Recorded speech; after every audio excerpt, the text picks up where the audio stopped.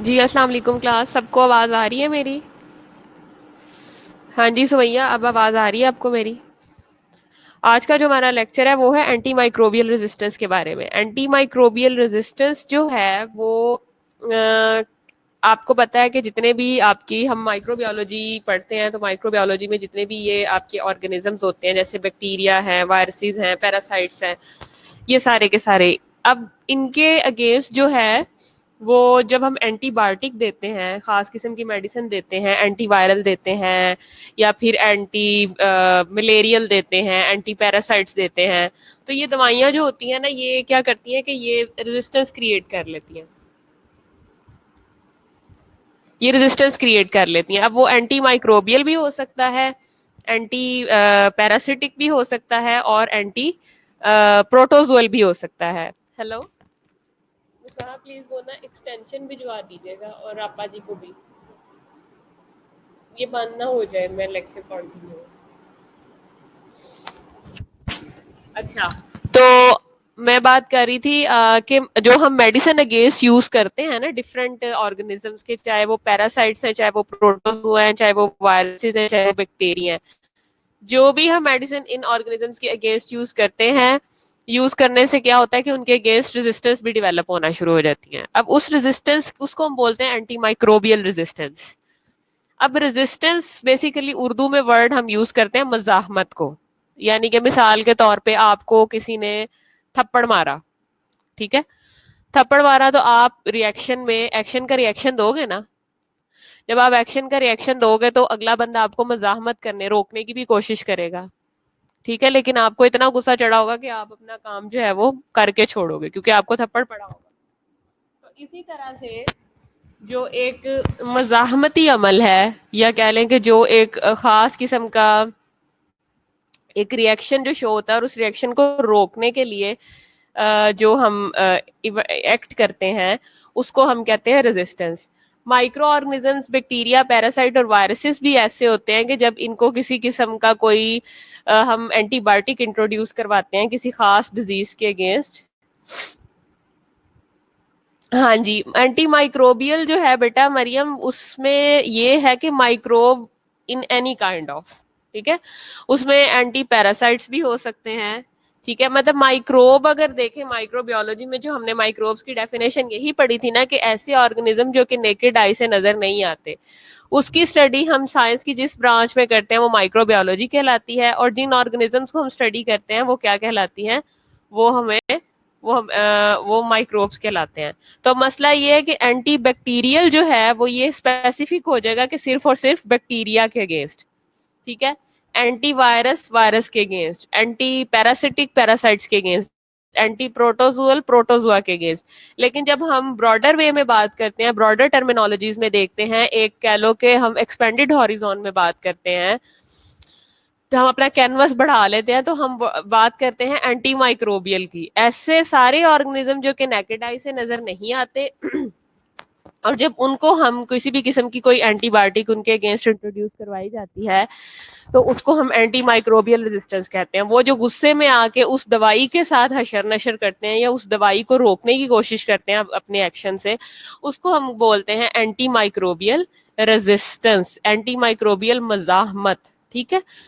अब AMR is one of the most serious public health threats of the 21st century, ठीक है। अब वो ये कहता है कि आप पब्लिक हेल्थ इश्यूज क्या क्या है। पब्लिक हेल्थ इश्यूज ये भी है कि हम साफ पानी नहीं पी पा रहे।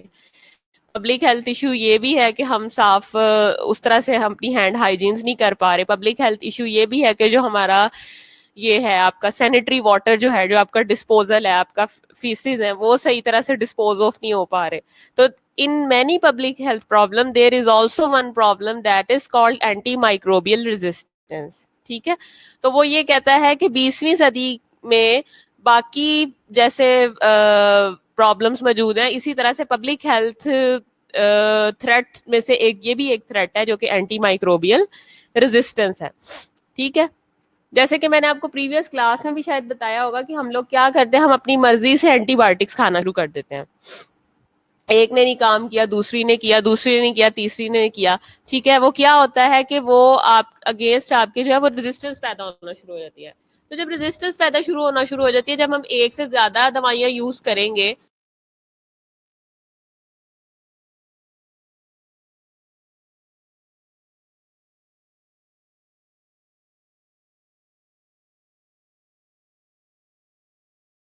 मैं बात कर रही थी कि मैंने आपको बताया था कि जैसे हम इस किस्म की जो दवाइयां यूज करते हैं कि एक सॉल्ट ने नहीं काम किया, दूसरा, दूसरे ने तीसरा, तीसरा, तो इस तरह भी रेजिस्टेंस पैदा होने का ये भी एक बहुत बड़ा फैक्टर है।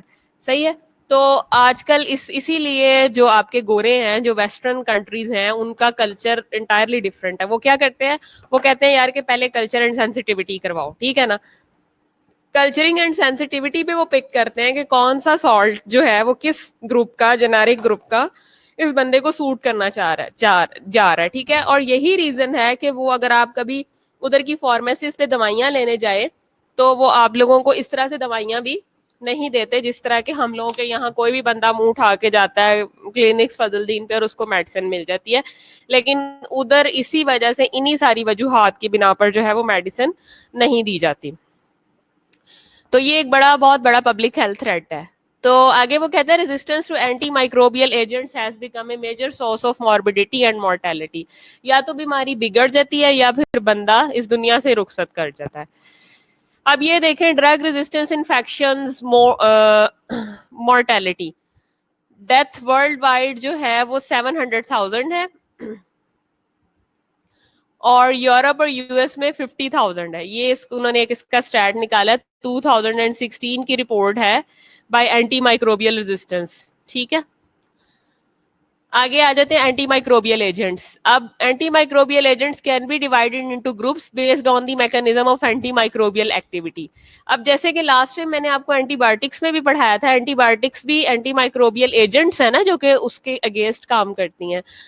अब एंटी माइक्रोबियल एजेंट्स का काम क्या होता है? एंटी माइक्रोबियल एजेंट्स मैंने लास्ट टाइम आपको बताने लगी थी कि एंटीबायोटिक में भी ये था कि या तो वो उसकी प्रोटीन के स्ट्रक्चर को खराब कर देती हैं बैक्टीरिया के, या उसके न्यूक्लिक एसिड के साथ छेड़ाछाड़ी करना शुरू कर देती हैं, या उसकी सेल वॉल को पकड़ के उसके साथ खराबी पैदा करना शुरू कर देती हैं, या फिर जो बैक्टीरिया के मेटाबॉलिक पाथवेज हैं, यानी कि मेटाबॉलिज्म की जो चीजें हैं, उसके साथ वो खराबी पैदा करना शुरू कर देती है। यानी कि या तो किसी बैक्टीरिया के स्ट्रक्चर को पकड़ के खराब कर देगी, या उसके किसी मैकेनिज्म को जो कि उसकी ग्रोथ के लिए जरूरी है उसको पकड़ के खराब करेगी। तो number 1, agent that inhibit the cell wall synthesis. Cell wall आपको पता है बैक्टीरिया के अंदर मौजूद होती है, तो या ऐसा एजेंट जो कि उसकी सेल वॉल को ही नहीं बनने देगा, रोक देगा। Number 2, depolarize the cell membrane. अब आपको पता है कि सेल मेम्ब्रेन के अंदर डिफरेंट पॉजिटिव नेगेटिव चार्जेस होते हैं, ठीक है। तो वो क्या करेगी, उनको डीपोलराइज कर देगी। डी का मतलब क्या है, पोलैरिटी, पोलराइज मतलब चार्जेस को ही खत्म कर देगी। अब जब वो चार्ज ही नहीं रहनी तो उसका काम क्या होना है, कोई काम नहीं होना, ना कोई आयन अंदर जाना है, ना कोई आयन बाहर आना है। फिर आ जाता है प्रोटीन सिंथेसिस, या उसकी प्रोटीन को पकड़ के खराब कर देगी, या न्यूक्लिक एसिड की सिंथेसिस को पकड़ के खराब कर देगी, या उसके किसी भी किस्म के मेटाबॉलिक पाथवे को। जज़ाकल्लाह, अल्लाह ताला बहुत अजर दे आपको इस बात का। अच्छा जी, उसके बाद है एंटी माइक्रोबियल रेजिस्टेंस। कहता है most pathogenic micro organisms have the capability of developing resistance to at least some anti microbial agents. बहुत से पैथोजेनिक माइक्रो ऑर्गेनिज्म ऐसे होते हैं कि जिनके अंदर ये कैपेबिलिटी होती है कि वो रेजिस्टेंस डेवलप कर ले एक से ज्यादा एंटी माइक्रोबियल एजेंट्स के अगेंस्ट, ठीक है। ये भी होता है, ये नहीं कि मतलब जैसे आपने ग्रुप पढ़े थे ना, बीटा लैक्टेमेजेस, सेफलोस्पोरिन, आपका जो था और कौन सा था, फ्लूरोक्विनोलॉन्स, ठीक है। तो वो कहता है कि बैक्टीरिया ऐसे ऐसे ढीठ भी हैं, या माइक्रोब्स ऐसे ऐसे ढीठ भी हैं कि वो एक ज्यादा ग्रुप के अगेंस्ट भी रेजिस्टेंस जो है वो क्रिएट कर लेते हैं। आगे आ जाता है factors contributing to antibiotic resistance. कौन कौन से हैं? अब कुछ फैक्टर्स होते हैं उसमें, एनवायरमेंटल आ जाता है, ड्रग रिलेटेड फैक्टर्स आ जाते हैं, पेशेंट रिलेटेड फैक्टर्स आ जाते हैं, फिजिशियन रिलेटेड फैक्टर्स आ जाते हैं। यानी कि these are 4 major principal realities, factors हैं। ये वो रियलिटीज हैं कि जिनके ऊपर एंटी माइक्रोबियल रेजिस्टेंस बेस कर सकती है। नंबर 1 इज एनवायरमेंटल फैक्टर, माहौलियाती अनासर। कौन कौन से? Number 1, huge population and overcrowding. यानी कि जब पॉपुलेशन बहुत ज्यादा होगी, ओवर क्राउडिंग बहुत ज्यादा होगी, तो आपने देखा है कि टीबी के घर, टीबी ज्यादातर किन लोग होती है, जहाँ एक कमरे में 15-15 लोग रह रहे होते हैं। वहां अगर आप एंटीबायोटिक एंटी टीबी देना भी शुरू कर दो, लेकिन अगर उस बंदे को आप सेपरेट कमरे में ना सुलाओ, उसको हवादार जगह ना दो, उसको प्रॉपर खाना ना दो, ठीक है, उसको बाकी लोगों से आइसोलेट करके ना रखो, या ऐसी इन्फेक्शियस डिजीज जैसे हमारे यहाँ हाई डिपेंडेंसी यूनिट बने होते हैं या इस किस्म के आइसोलेटेड रूम बने होते हैं, वो किस पर्पज के लिए बने होते हैं कि दवाई भी प्रॉपर तरीके से काम करे. सो environmental factor is also one of the most important factor for the efficacy of the antimicrobial agent. उसके बाद है रैपिड स्प्रेड, इंक्रीज्ड ट्रैवलिंग.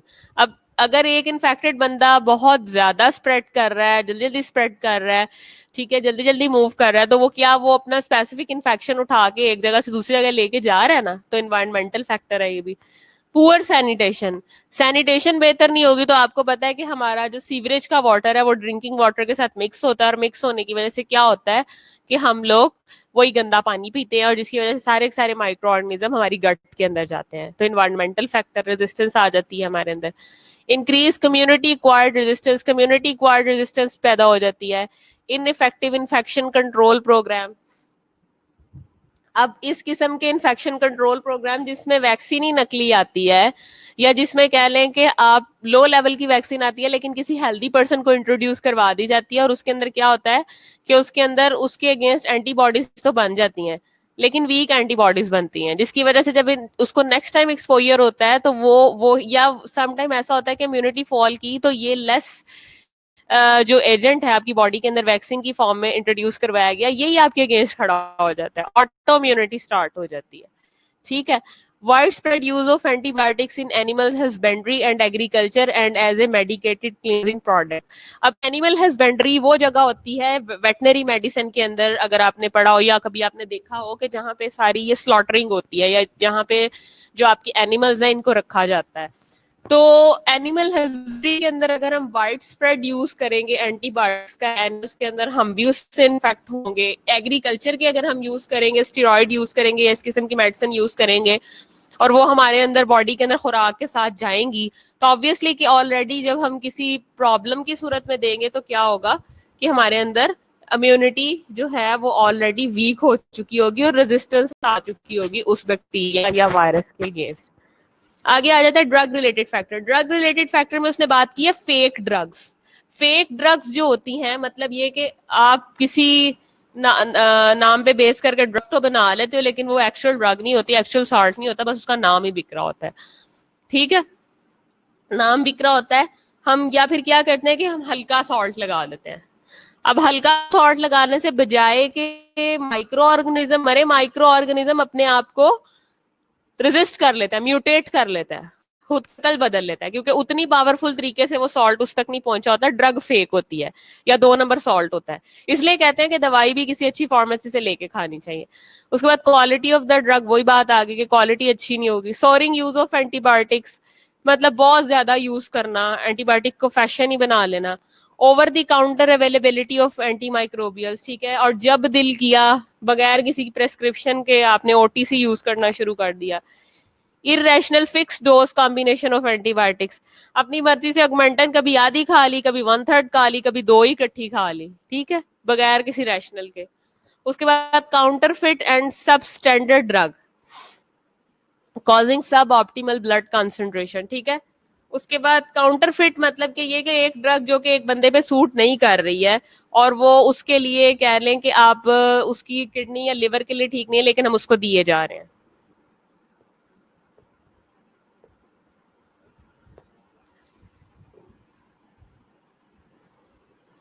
ठीक है, तो ये कहलाती है काउंटरफिट एंड सब स्टैंडर्ड ड्रग. हाँ जी, समझ आ रही है क्लास या सो रहे हैं सब लोग? उसके बाद है पेशेंट रिलेटेड फैक्टर्स. आगे आ जाता है poor adherence of dosages regime. ठीक है. अब क्या है कि एडहेरेंस ही पुअर है, मरीज ही दवाई नहीं ले रहा. टीबी की जैसे शक्ल में देख लें कि वो क्या कहते हैं, यार इतनी दवाइयां, चलो एक टाइम की स्किप भी हो जाएगी, खैर है, या 2 दिन नहीं भी खाई तो 9 माह तो खानी है ना. यानी पेशेंट की तरफ से एडहेरेंस ही नहीं होता. एडहेरेंस कहते हैं चिपकाओ को. ठीक है, उसके ऊपर उसके साथ मतलब कमिटमेंट शो करना दवाई के साथ ना. ठीक है. तो पेशेंट की एडहेरेंसी पुअर है या गुर्बत की वजह से वो बेचारा नहीं ले पा रहा, ठीक है। काउंटरफिट मैंने बेटा आपको बताया है कि दवाई अगर सब स्टैंडर्ड रेट पे आके आप लेना शुरू कर दें तो वो क्या करती है कि वो काउंटरफिट करना शुरू कर देती है, ठीक है। आप कंप्रोमाइज करना शुरू कर दें उसकी क्वालिटी के ऊपर, उसके नंबर के ऊपर, तो वो क्या क्या होता है, वो आपको सब ऑप्टिमल का मतलब एक चीज होती है ऑप्टिमम, ऑप्टिमल यानी कि जो मैक्सिमम आपको इफेक्ट्स देती है, सब ऑप्टिमल होता है जो मैक्सिमम से थोड़ा सा नीचे देती है या मैक्सिमम नहीं होते, वो गुजारा होता है, ठीक है। तो सब स्टैंडर्ड ड्रग्स या काउंटरफिट ड्रग्स जो होती हैं वो फिर आपके ब्लड कंसंट्रेशन के अंदर सब ऑप्टिमली जो है ना वो एक्ट करती हैं, ऑप्टिमली एक्ट नहीं करती, ठीक है। ओके, आगे आ गया जी लैक ऑफ एजुकेशन यानी कि तालीम नहीं है, ठीक है, सही है। एजुकेशन ही नहीं है, ठीक है जी, दवाई लेती है नहीं लेती, मरीजों से पूछे, हाँ जी बीबी आपने दमे के लिए दवाई ली है, टीबी के लिए ली है, नहीं जी 2 दिन खादी सी 1 दिन नहीं खादी, ठीक है। अब जब ये 2 दिन खादी 1 दिन नहीं खादी, आपने उसको एजुकेट करना है, ठीक है। उसको बताएंगे what is the important, this is patient related factors ना, आप उसको गाइड करेंगे कि अगर आप नहीं लेंगे तो ये आपके अंदर कॉम्प्लिकेशंस आएंगी, हमारे लिए भी मसला होगा, और असल में तो आप अपने माइंड में ये सोच रहे होंगे ना कि जो बैक्टीरिया वो रेजिस्ट कर जाएगा, वो रेजिस्टेंस ले आएगा, अगर इसने 1 दिन खा ली तो अगले दिन वैसे हथियार ऐसी गन लोड करके सामने आएगा कि जिससे क्या होगा, जिससे ये होगा कि वो उस तरह से टेक पार्ट नहीं करेगा जो कि उसने एक रेगुलर यूज में लेने से खा लेनी थी। फिर सेल्फ मेडिकेशन, बहुत से लोग हैं हम में से एजिथ्रोसिनिरामा एरिथ्रो पे चले गए, पेंसिलिन पे चले गए, किसी भी ग्रुप ऑफ ड्रग पे चले गए ना। फिर मिसकॉन्सेप्शंस बहुत ज्यादा है हमारे अंदर पेशेंट्स की लेके। उसके बाद है फिजिशियन या प्रेस्क्राइबर रिलेटेड फैक्टर। अब डॉक्टर के एंड से क्या हो सकता है, डॉक्टर के एंड से ये हो सकता है inappropriate use of available drugs, ठीक है। उसको यूज नहीं करना आ रहा, उसको इतना नॉलेज ही नहीं है कि वो टीडीएस में देनी है, बीडी में देनी है, एसओएस देनी है, कैसे देनी है, ठीक है, इनअप्रोप्रिएट यूज। नंबर 2, इंक्रीज एम्पिरिक पोली एंटी माइक्रोबियल यूजेस, ठीक है। और या फिर ये है कि एक से ज्यादा उसने कॉम्बिनेशन ज्यादा पोटेंसी वाले बना दिए। अब जब एक ही टाइम पे आप पोली एंटी माइक्रोबियल का यूज करोगे, एक ही टाइम पे आप एक ही स्ट्रेंथ के एंटी माइक्रोबियल्स को यूज करना शुरू कर दोगे तो वो एक दूसरे के इफेक्ट को तो नलीफाई कर देंगे, एक दूसरे के इफेक्ट को काट देंगे। हमेशा आप याद रखें कि एक ताकतवर के सामने एक कमजोर ही चल सकता है। ताकतवर के सामने ताकतवर आएगा तो वो तो एक दूसरे को वैसे ही आपस में जंग शुरू हो जाएगी और एक दूसरे को खत्म कर देंगे, ठीक है। तो एक ताकतवर ही एक कमजोर को बर्दाश्त कर सकता है। सो एम्पेरिक पोली एंटी माइक्रोबियल यूज नहीं आपने करवाना। ये जो जिस बंदे से आप दवाई ले रहे हैं, जिस डॉक्टर से ले रहे हैं, ये उसके एंड उसको पता होना चाहिए कि यार कि how to make a prescription, how to make a combination, okay. Over use नहीं आपने करना है एंटी माइक्रोबियल एजेंट्स का, ये तो पहले भी आपको पता है खुद भी कि ओटीसी बहुत नुकसान देता है। इनएडुकेट डोजिंग, ठीक है, वही बात आ गई बीडी में टीडीएस में किस तरह से यूज करना है। Lack of current knowledge and training, ठीक है, करंट नॉलेज नहीं है, ट्रेनिंग नहीं है, पता नहीं है कितनी देनी है कितनी नहीं देनी। So also just remember there is a natural resistance of bacteria against antibiotics, ठीक है।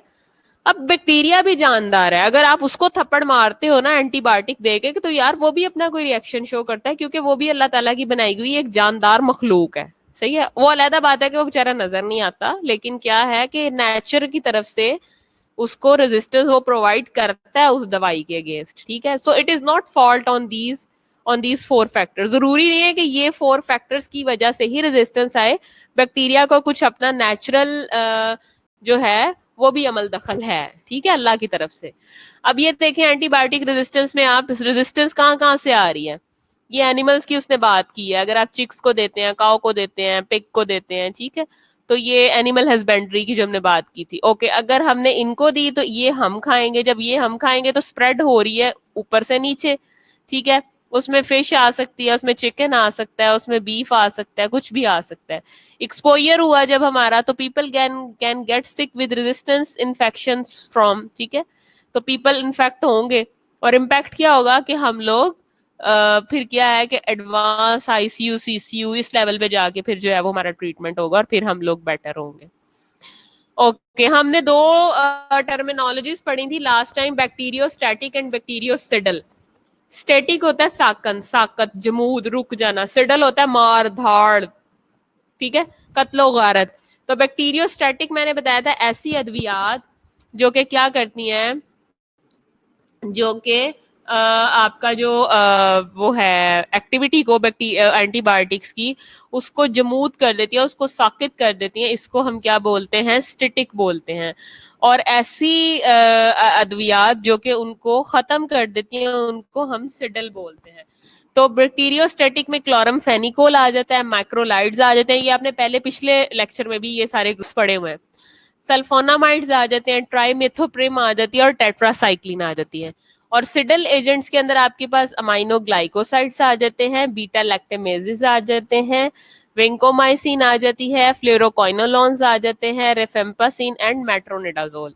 ठीक है, ये आपने एज इट इज याद करनी है। और ये आपने पिछले लेक्चर में भी पढ़ा है कि what is the difference between bacteriostatic agents and bactericidal agents. ठीक है, बैक्टीरियोस्टैटिक वो एजेंट्स होते हैं जो कि जस्ट बैक्टीरिया की ग्रोथ को स्टॉप करते हैं, और बैक्टीरियोसिडल वो एजेंट्स होते हैं जो कि बैक्टीरिया को कंप्लीटली किल कर देते हैं। ओके, अच्छा जी, आगे आ गया, कहते हैं anti microbial resistance can be of two type, intrinsic and acquired. Intrinsic भी हो सकती है, एक्वायर्ड भी हो सकती है। ये दो टाइप्स हैं आपकी एंटी माइक्रोबियल रेजिस्टेंस की।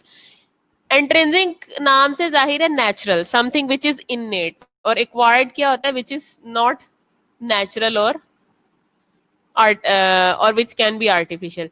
इंट्रिंसिक और नेचुरल ये देखें, always expressed in the species, it is innate ability of the bacterium to resist a class of antibiotic. यानी कि वो कहता है कि ये एक इननेट एबिलिटी होती है, ये एक नेचुरल इम्यूनिटी होती है। ठीक है, जिसमें जैसे मैंने आपको पहले पीछे भी बताया है कि ये बैक्टीरिया की एक अपनी अंदर की उसकी कह लें कि कैपेसिटी होती है कि जिसमें वो जब हम कोई भी एंटीबायोटिक देते हैं तो वो खुद से भी रेजिस्ट कर सकता है। ठीक है, किसी क्लास ऑफ एंटीबायोटिक्स से खुद से भी रेजिस्ट कर सकता है। तो it is the innate ability of the bacterium to resist a class of antibiotics. ठीक है, उसके बाद कहता है the most common bacterial mechanism involve in intrinsic resistance are reduced permeability of the outer membrane, LPS and natural activity of efflux of pump. अब अगर आप recall करें पीछे कि आपने ये देखा था कि दो तरह के बैक्टीरिया होते हैं, ग्राम positive bacteria and gram negative bacteria. जो आपके ग्राम पॉजिटिव बैक्टीरिया होते हैं उनके अंदर एलपीएस नहीं होता। एलपीएस बेसिकली क्या है, एलपीएस स्टैंड्स फॉर लाइपोपोलीसेक्राइड। लेकिन जो आपके ग्राम नेगेटिव बैक्टीरिया है उनके अंदर लाइपोपोलीसेक्राइड होता है, उनकी सेल वॉल एलपीएस की बनी होती है।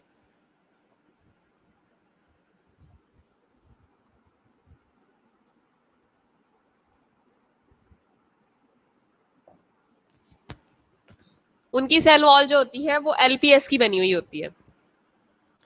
अब वो कह रहा है कि जो मेन रोल है आपका इंट्रिंसिक रेजिस्टेंस के अंदर वो usually permeability of outer membrane of LPS है। आउटर मेम्ब्रेन वो यहाँ पे सेल वॉल को कह रहा है।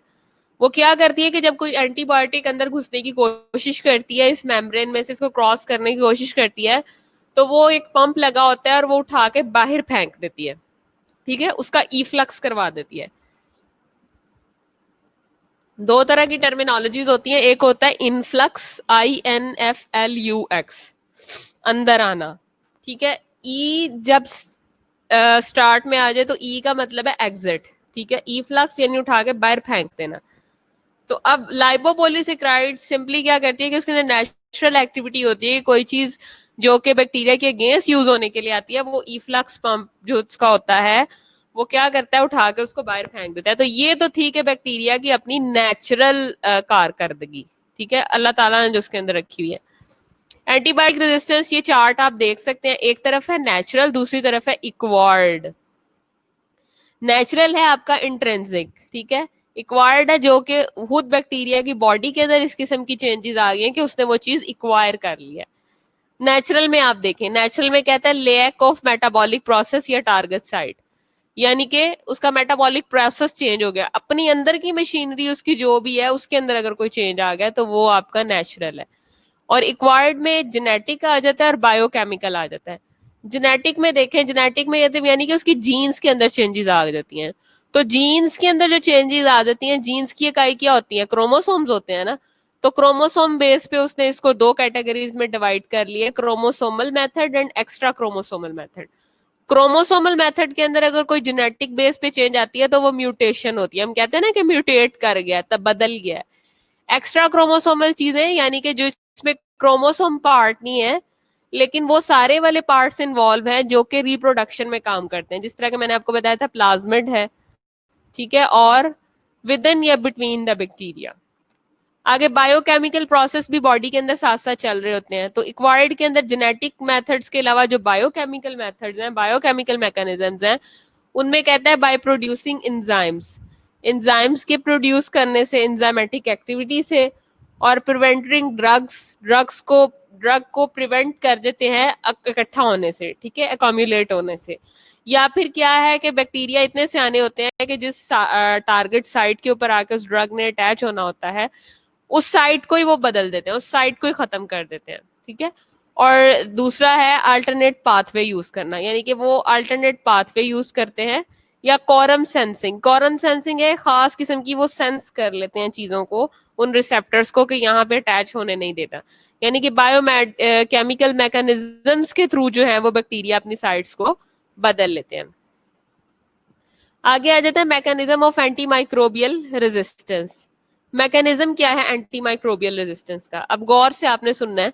कहता है because of difference in structure there is a variation in the types of the mechanism used by gram negative bacteria versus gram positive bacteria.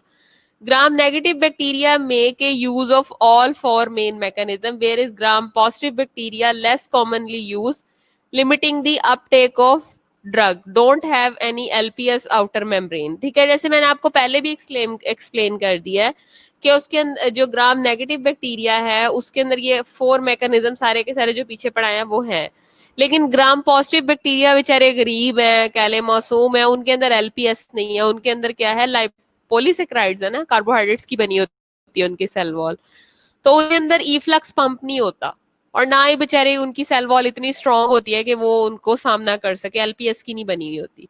So this is very important, ये mechanism of इनका action है। आगे वो कहता है the strategy has been observed in many gram negative bacteria such as pseudomonas, ठीक है, enterobacter and klebsiella species against drugs such as imipenem, aminoglycosides and quinolones। अब ये वो सारी ग्रुप ऑफ ड्रग्स हैं जो कि इनके अगेंस्ट जो है वो यूज हो रही है, ये सारी की सारी ग्राम नेगेटिव के अगेंस्ट यूज होती हैं, एंटेरिक फीवर के अंदर स्पेशली।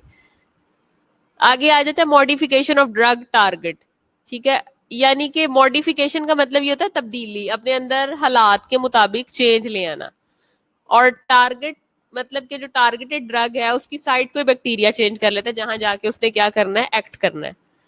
कहता है there are multiple components in the bacterial cell that may be targets of anti microbial agents. Multiple components होते हैं बैक्टीरियल सेल के अंदर जो कि टारगेट करते हैं एंटी माइक्रोबियल को एजेंट्स को, and there are just as many targets that may be modified by the bacteria to enable resistance to these drugs. यानी जेनेटिकली बैक्टीरिया के अंदर ऐसे पॉइंट्स हैं जहाँ पे अगर एंटीबायोटिक्स ने जाके एक्ट करना है, जहाँ पे जाके उसने अपना रिएक्शन शो करना है, वो जेनेटिकली पॉइंट ऑफ व्यू से बैक्टीरिया को याद हो चुकी होती हैं चीजें, या बैक्टीरिया क्या करता है कि उनको चेंज कर देता है, जेनेटिकली उसमें शामिल है। इसके अलावा आगे उसने बात की है सिलेक्टिव टॉक्सिसिटी एंटीबायोटिक्स की, the only effect the bacterium not human. सही है, टॉक्सिसिटी में क्या होता है कि बैक्टीरिया के लिए वो टॉक्सिक होती है, ह्यूमन के लिए नहीं होती, मतलब ह्यूमन को नुकसान पहुंचाना नहीं मकसद एंटीबायोटिक्स का।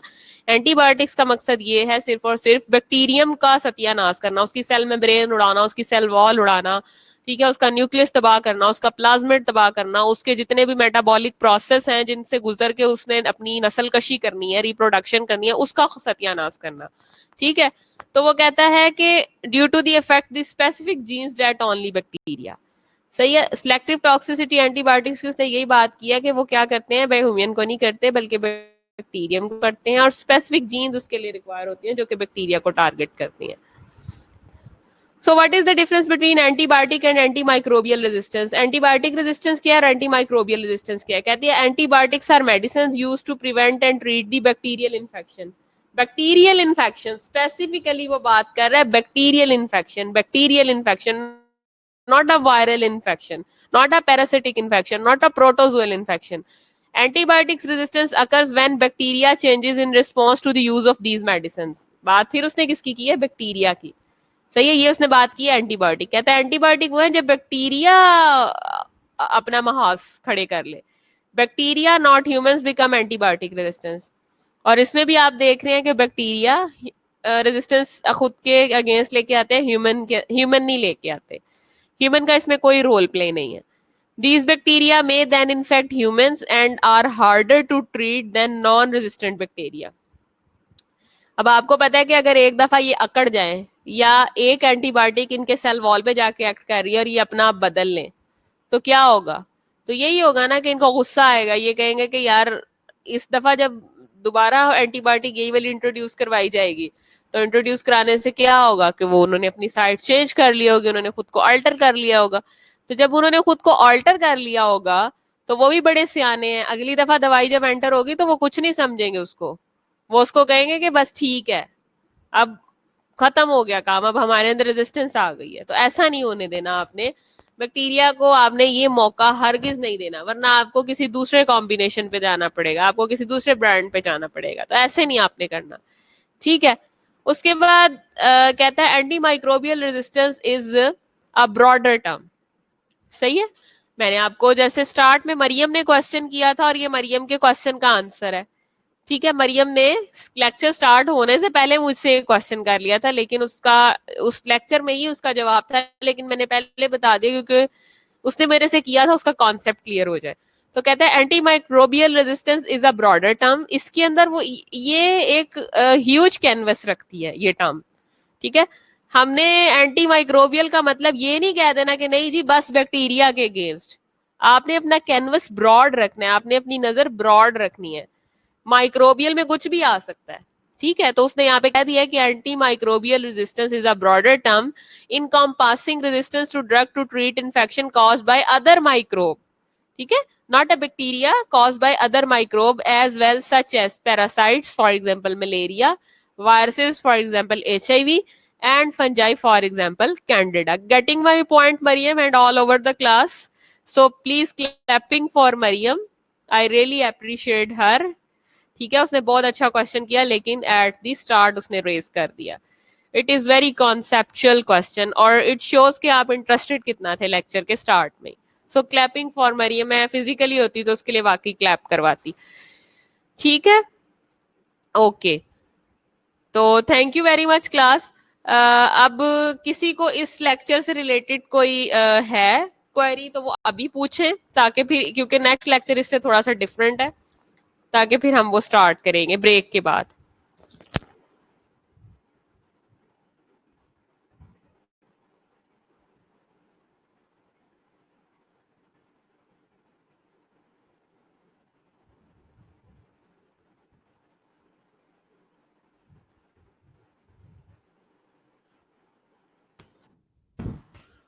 हाँ जी, मुझे अच्छा लगेगा आप लोग इससे रिलेटेड कोई क्वेश्चन करेंगे। सुमैया, कोई बच्चा, नौरीन, गुललाला, कोई मसला है तो मुझे अभी बताएं, ताकि मैं आपका कॉन्सेप्ट क्लियर कर दूं, क्योंकि अभी साथ साथ कर लें ज्यादा बेहतर है, ठीक है। किसी को कोई इश्यू इस लेक्चर में? अच्छा क्लास, मुझे ये बताएं कि आपने एंटीबायोटिक्स को अच्छी तरह से रीड किया कि नहीं किया? अब आपने देखा है कि बहुत सी चीजें ऐसी हैं जो इसमें एंटीबायोटिक्स से रिलेटेड है। मिसाल के तौर पे मैंने आपको बताया कि एंटीबायोटिक्स के हमने ग्रुप पढ़े थे, अमाइनोग्लाइकोसाइड्स, मैक्रोलाइड्स, ठीक है, फ्लूरोक्विनोलॉन्स, पेनिसिलिन, बीटा लैक्टेमेजेस। अब दो चीजें ही होती हैं ग्राम पॉजिटिव और ग्राम नेगेटिव बैक्टीरिया की सेल वॉल में। एलपीएस, लाइपोपोलीसेक्राइड, ठीक है, जो कि स्पेसिफिक है, जो कि बदनाम है सिर्फ और सिर्फ ग्राम नेगेटिव बैक्टीरिया के अगेंस्ट। और दूसरा आपका क्या है? पॉलीसेक्राइड्स, सॉरी, लाइपोपॉलीसेक्राइड्स, जो कि ग्राम नेगेटिव बैक्टीरिया के लिए। दूसरा आपका जो था ग्राम नेगेटिव के लिए था, ग्राम पॉजिटिव के लिए जो था वो आपके पास क्या था? अमाइनोग्लाइकोसाइड्स था। ठीक है। तो अब मेन डिफरेंस ये है कि ग्राम नेगेटिव बैक्टीरिया ना बड़े बदतमीज और ढीठ किस्म के बैक्टीरिया हैं। ठीक है, सरवाइव भी कर जाते हैं और ज्यादा जल्दी रेजिस्टेंस भी शो कर देते हैं एंटीबायोटिक के अगेंस्ट। लेकिन जो कह लें कि ग्राम पॉजिटिव अब है तो बैक्टीरिया ही, लेकिन वो उस तरह से कह लें कि अपनी एक्टिविटी शो नहीं करते या उस तरह से आपके अगेंस्ट खड़े नहीं होते, और वो इतनी जल्दी रेजिस्टेंस भी शो नहीं करते। ठीक है, अब इनकी इस एलपीएस क्वालिटी की वजह से क्या है कि ये रेजिस्टेंस फौरन से शो कर देते हैं। इसलिए ऐसी तमाम बीमारियां जिनमें कल्चर एंड सेंसिटिविटी के ऊपर ग्राम नेगेटिव बैक्टीरिया पिक हो जाए, तो एज ए नर्स आपको भी चाहिए कि उस पेशेंट की डेप्थ में काउंसलिंग करें। अब उसको ना आपने ये बताने नहीं बैठ जाना कि आपको जो बीमारी है उसमें ग्राम नेगेटिव बैक्टीरिया, और ग्राम नेगेटिव बैक्टीरिया की सेल वॉल में एलपीएस होता है जो कि बड़ा ढीठ होता है, और आपको जो दवाई दी गई है वो उसके अगेंस्ट रेजिस्टेंस शो करता है अगर आपने एक दिन का नागा भी कर दिया। नहीं, उसकी काउंसलिंग यार आपने अपने लेवल पे जाके करनी है कि जो आपको बीमारी है, अगर आप दवाई इसका प्रॉपरली लेंगे, विदाउट एनी गैप लेंगे, तो आप बहुत जल्द ठीक हो जाएंगे। या ये एहतियाती measures public health point of view से अगर आप ले लें, हवादार कमरे में बैठे, अपनी डाइट बेहतर करें, हाथ बार बार धो के खाना खाएं, ठीक है, और क्या कैसे कहते हैं, ह्यूमिडिफाइड एयर ले, फ्रेश एयर ले। तो इन सब चीजों से क्या होगा कि उसका जो प्रोग्नोसिस है वो बेहतर हो जाएगा। ये तो थी एज अ नर्स, आप अपने लेवल पे as a health care provider आप अपने लेवल पे उसको क्या काउंसिल कर रहे हैं। तो ये सारी चीजें मैटर करती हैं। ठीक है, तो आपने उसको डेप्थ में थोड़ा जाके बताना है कि यार आपके अंदर जो बीमारी है वो तो ग्राम नेगेटिव बैक्टीरिया की वजह से, ये चीजें उसको समझ नहीं आएंगी। ठीक है, लिहाजा मैं बार बार आप लोगों से एक हम्बल रिक्वेस्ट कर रही हूँ, मैं आपको ऑर्डर भी नहीं कर रही, आपसे एक रिक्वेस्ट कर रही हूँ। आप लोग सीनियर क्लास है माशाल्लाह, और सारे के सारे मेच्योर हैं, अडल्ट लर्नर है, कि प्लीज एंटीबायोटिक्स वाले चैप्टर को अच्छी तरह से याद करें। उसमें अगर कोई इश्यू है, कोई प्रॉब्लम है, आप मेरे साथ फिजिकली जब भी आप लोग आएंगे कॉलेज, मेरे साथ डिस्कस कर सकते हैं। इसके टेस्ट भी होंगे, इसकी असाइनमेंट्स भी मैं आपको यहाँ पे भी दूंगी। इस पे हो सकता है मैं प्रेजेंटेशन भी आप लोगों से करवाऊं। लिहाजा आप लोग एंटीबायोटिक्स को रट लें, ये अब आपका काम किया हुआ, होल लाइफ आप लोगों को ये चीजें याद रहेंगी। ठीक है, getting my point. So is there any query, please you can ask. अब मेरा बोल बोल के जो है वो गला बैठ गया, अब आप लोग प्लीज मुझसे पूछें, फिर हम ब्रेक ले लेंगे।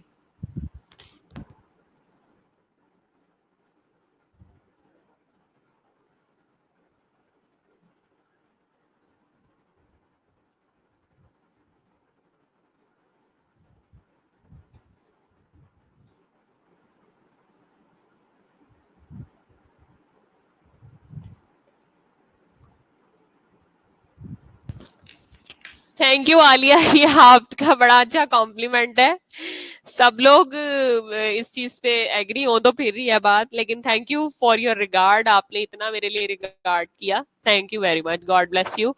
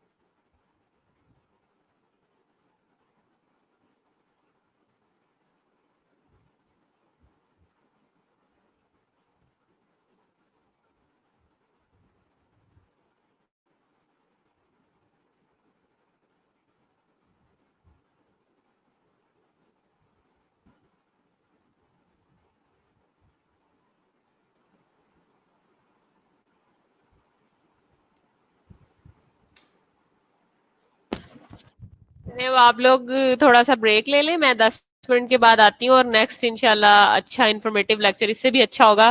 पैरासाइट्स पे हम बात करेंगे, बहुत हमने बैक्टीरिया कहा कि बैक्टीरिया ये है, बैक्टीरिया वो है, बैक्टीरिया ऐसा है, तो थोड़ा सा अब हम देखेंगे कि पैरासाइट्स भी कोई चीज होती है, क्या होते हैं, कैसे वो अपनी नस्ल कशी करते हैं, क्या नुकसान पहुंचाते हैं, किस तरह के होते हैं, किस किस खानदान से ताल्लुक रखते हैं। तो इस सब की भी हम बायोग्राफी को जो है ना आज थोड़ा सा पैरासाइट्स को टच करेंगे, जो कि मेडिकली इंपॉर्टेंट आपके पैरासाइट्स हैं, तो फिर हम उस पर बात करेंगे। सो नेक्स्ट सेशन से पहले आप 10 मिनट का ब्रेक ले लें, फिर मैं दोबारा आती हूँ, तो फिर हम बड़ा इन्फॉर्मेटिव जो लेक्चर है वो फिर नेक्स्ट करते हैं। Thank you very much to all of you, please.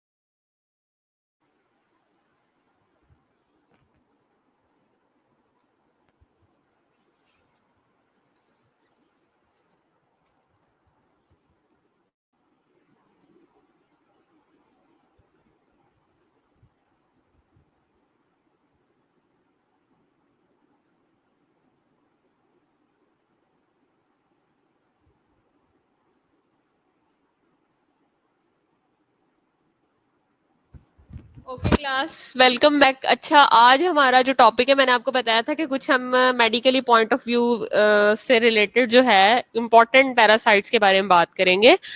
ठीक है। अब आवाज आ रही है सबको? मेरा ख्याल अब आवाज आ जानी चाहिए।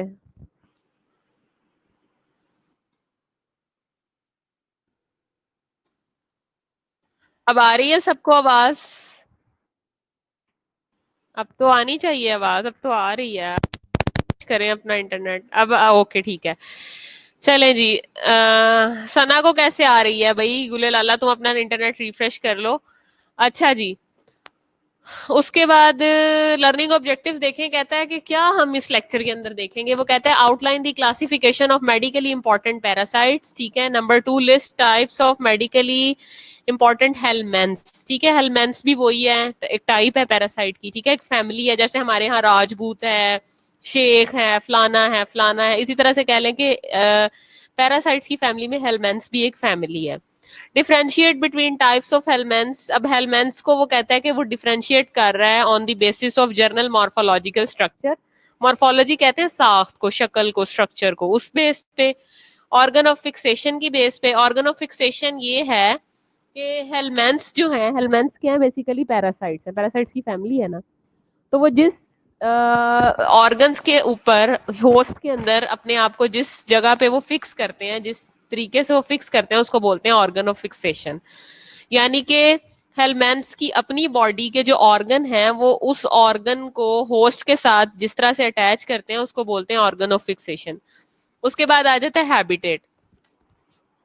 हैबिटेट हम लोग कहते हैं उसका मस्कन, यानी कि वो कहाँ पे रहता है। उसके बाद आ जाता है journal outline of the life cycle.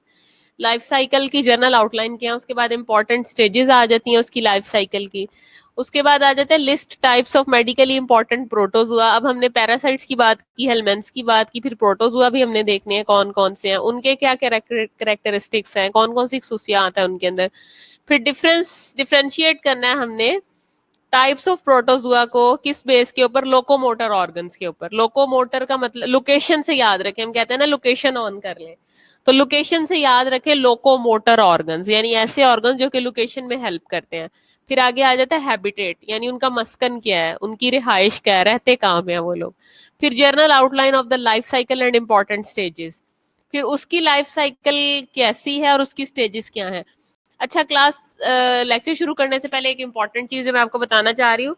Parasites और बैक्टीरिया में फर्क ये होता है कि जो आपने बैक्टीरिया में तो नस्ल कशी के लिए मैंने आपको ग्रोथ कर्व पढ़ाया था ना, लेकिन पैरासाइट्स जो होती है ना, वो अपनी नस्ल कशी हमेशा लाइफ साइकिल्स में कंप्लीट करते हैं। यानी उनका लाइफ साइकिल होता है, और लाइफ साइकिल के लिए उनको होस्ट चाहिए होता है। होस्ट क्या होता है?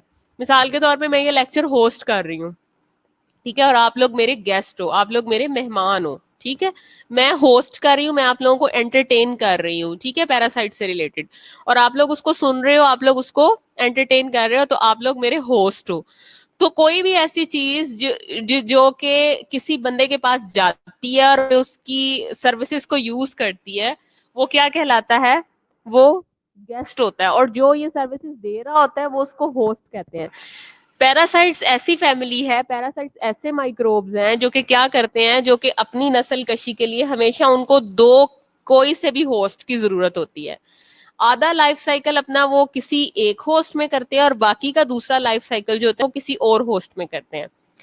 मिसाल के तौर पे आधा लाइफ साइकिल हो सकता है कि वो इंसान में कर लें, और बाकी का लाइफ साइकिल जो है वो क्या करें, वो किसी जानवर में कर ले। मिसाल के तौर पे आधा लाइफ साइकिल इंसान में किया तो दूसरा गाय में कर ले, काऊ में कर ले। आधा लाइफ साइकिल अगर मच्छर में किया तो बाकी का लाइफ साइकिल ह्यूमन में कर ले। जैसे मलेरियल पैरासाइट है आपका, वो क्या करता है? वो यही करता है ना कि एडीज इजिप्टी जो है, एनोफ्लीज मच्छर, मादा मच्छर जो है, वो आधा लाइफ साइकिल वो पैरासाइट अपना मच्छर में करता है, फिर मच्छर किसी इंसान को आगे से काटता है तो वो उसकी ब्लड स्ट्रीम के अंदर शामिल होके मलेरिया करवाता है। तो अगर मच्छर के अंदर वो पैरासाइट मौजूद रहे, आपका प्लाज्मोडियम जो पैरासाइट है जिसका नाम है प्लाज्मोडियम, तो उसकी आगे नस्ल कशी नहीं होगी अनलेस अनटिल वो किसी इंसान को ना काटे। क्यों? क्योंकि उसका लाइफ साइकिल ब्रेक हो जाएगा। ठीक है, तो लाइफ साइकिल से गुजरते हुए डिफरेंट स्टेजेस से भी पैरासाइट गुजरता है। मिसाल के तौर पे आपने पढ़ा होगा लार्वा स्टेज, ठीक है, सरसेरिया, मेटासरसेरिया, ठीक है, इस किस्म की टर्मिनोलॉजीज भी आपके सामने आएंगी, एग ओवम, ठीक है। तो ये सारी चीजें आपके सामने आएंगी, जिससे आपने कंफ्यूज नहीं होना, बस आपने लेक्चर को मेरे कहने पे 5 से 6 दफा पढ़ना, टर्मिनोलॉजीज आपको क्लियर होती जाएंगी, ठीक है। तो परेशान नहीं होना, समझना है चीजों को। ओके सबसे पहले medical parasitology. Medical parasitology is the branch of, हाँ जी बिल्कुल अदीला, जिससे वो फूड लेते हैं, ठीक है, जिसकी बॉडी के वो स्ट्रक्चर को यूज करते हैं, वो होस्ट होता है, सही है, जिससे वो सर्विसेज लेते हैं। तो medical parasitology is a branch of medical sciences dealing with organism, specially parasites, नाम से जाहिर है। बैक्टीरियोलॉजी होगा तो बैक्टीरिया से रिलेटेड, पैरासाइटोलॉजी होगा तो पैरासाइट से रिलेटेड, वायरोलॉजी होगा तो वायरस से रिलेटेड, ठीक है। तो कहते हैं विच लिव टेम्पोरेली और परमानेंटली ऑन और within the human body या host, there are different types of parasites and host, ठीक है, मैंने आपको पहले एक्सप्लेन कर दिया है। उसने ह्यूमन बीइंग की बात किया, लेकिन ह्यूमन बीइंग के अलावा बहुत से होस्ट हो सकते हैं।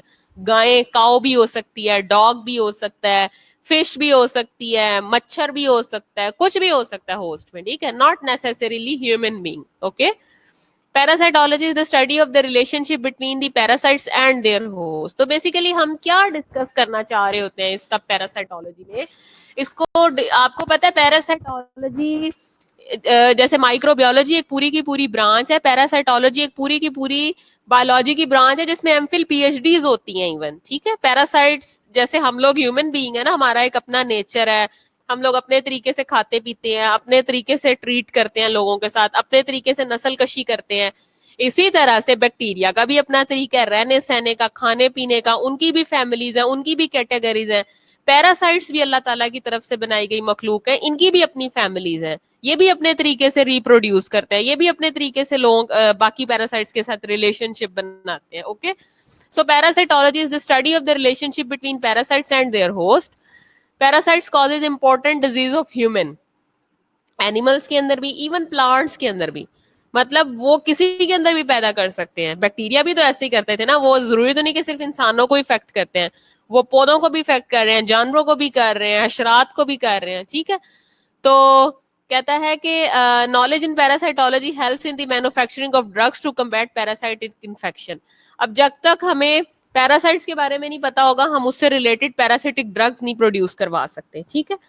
सो किसने इजाद की है? The father of parasitology platter, the Italian Francisco Redi, considered to be the father of the modern parasitology. He was the first to recognize and correctly describe the details of the many important parasites. ठीक है, तो ये आप लोगों ने as it is याद करना है। इटालियन फ्रांसिस्को रेडी था जिसने कि फर्स्ट टाइम जो है वो पैरासाइट को डिस्कवर किया और उसने इसके ऊपर काम करना शुरू किया। So what makes different from other microorganism, मैंने आपको पहले भी बताया है कि स्टार्ट में ही मैंने लेक्चर के बता दिया था कि कौन सी ऐसी चीज है जो इसे बाकी माइक्रो ऑर्गेनिज्म से डिफरेंशिएट करती है, तो वो है इसकी लाइफ साइकिल की स्टेजेस, कि ये इस कदर कह लें कि डिफरेंट होते हैं कि ये जब तक इनको होस्ट ना मिले एक से ज्यादा, तो आगे इनकी नस्ल ही नहीं चलती। मिसाल के तौर पे अगर एक होस्ट मिला दूसरा नहीं मिल रहा, तो आगे नहीं वो बढ़ेगा, उसकी नस्ल खत्म हो जाएगी पैरासाइट की, ठीक है, आगे वो उसका नंबर बढ़ेगा ही नहीं। तो मल्टीपल लाइफ स्टेजेस, इनकी लाइफ स्टेजेस होती हैं। नंबर 1 डिफरेंट इम्यून रिस्पॉन्स, इनका इम्यून रिस्पॉन्स डिफरेंट होता है, डिफरेंट टू फॉर्मुलेट वैक्सीन, ठीक है, डिफिकल्ट होता है इनकी। कभी आपने सुना हो किसी पैरासाइट के अगेंस्ट हमें वैक्सीन मिल जाए, बहुत डिफिकल्ट है इसके अगेंस्ट वैक्सीन बनाना, ठीक है। हम इसको सिर्फ प्रिवेंट कर सकते हैं, रोक सकते हैं। डिफिकल्ट टू कंट्रोल, इनको हम कंट्रोल कर सकते हैं। अच्छा मजीद मैं आपको थोड़ा सा ग्राउंड लेवल पे जाके बताऊं, इंडिया पाकिस्तान के अंदर जो इस वक्त सबसे ज्यादा parasitic diseases public health point of view से, तो आपने उर्फे आम में सुना होगा, सॉरी टू से मैं ओपनली बोल रही हूँ, मलप। देहातों में अक्सर आपने देखा होगा कि बच्चों को मलप पड़ जाते हैं, छोटे छोटे बच्चे होते हैं, उनका पेट निकला होता है अपने साइज से ज्यादा, जिसके साथ बैठेंगे बहुत ज्यादा रोटी खाएंगे, जो भी खाएंगे एक्स्ट्रा खाएंगे, ऐसे लगेगा जैसे एक अडल्ट बंदा खा रहा है। माँ ने खाना खाना शुरू किया, माँ के साथ खाएंगे, बाप ने खाना शुरू किया, बाप के साथ खाएंगे, बाहर से कोई आया उसके साथ खाएंगे। अच्छा जी, खवातीन बड़ी खुश होती हैं, बच्चा बहुत खा रहा है, बच्चा बहुत खा रहा है। या आपके पास अगर देखा होगा, डॉक्टर के पास आएंगी लेडीज लेके बच्चे, कि खांदा बहुत है डॉक्टर साहब लेकिन सेहत नहीं बढ़ रही, ठीक है, सेहत नहीं इसकी ठीक हो रही, बच्चा पिलाहट होगा, पेल होगा बहुत ज्यादा, बजायर वो बहुत खा रहा होगा, ठीक है। तो मलप, मलप क्या है बेसिकली? वो पैरासाइट्स है, नीमाटोड्स है, नीमाटोड्स अभी आगे आएंगे। और अक्सर आपने देखा है कि बच्चे जब वॉशरूम करने जाते हैं तो अक्सर आपने देखा है कि वो उनके स्टूल के साथ बड़े बड़े कीड़े निकल रहे होते हैं बजायर, जो कि नजर भी आ रहे होते हैं, यानी नीमाटोड्स का साइज इतना बड़ा भी होता है।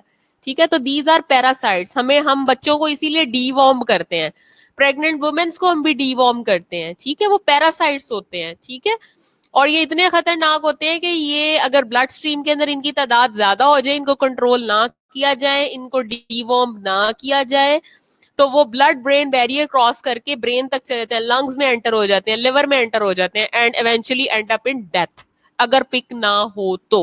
ओके, सो हर बच्चे को आपने डीवॉर्म करना है, 5 अंडर 5 ईयर और अबव 5 ईयर। इवन आप लोग हो, अडल्ट हो, मैं हूं, हर 2 माह के बाद जो है वो अल्बेंडाजोल टैबलेट लेनी चाहिए हमें डीवॉर्म करने के लिए, 2 टैबलेट। लेकिन हमारे यहाँ ट्रेंड नहीं है, हम लोग कहते हैं जी किया कीड़े क्या, हम इतना कुछ भी नहीं बॉदर ही नहीं करते। अब मैं हूं, मेरी जात है, हर 2 माह के बाद मुझे डीवॉर्म खुद की जात को करना है। ये नहीं कि मेरे अंदर डायग्नोज होगा तो मैंने करना है, नहीं, इट्स अ रूटीन। लेकिन हमारे यहाँ ट्रेंड ही नहीं है, हम लोग इस चीज को समझते ही नहीं है, या कह लें नॉलेज ही नहीं है, अगर हो भी पता।